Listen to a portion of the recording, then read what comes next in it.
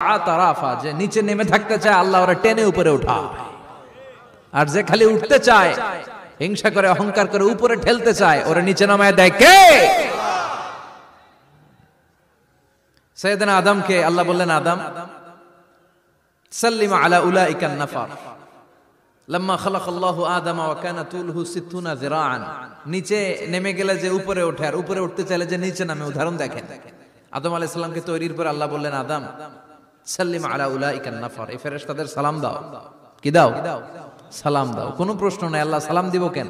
ফেরেশতারা আমারে দিব না কেন? আমি আগে দিব কেন? কথা আছে কোনো?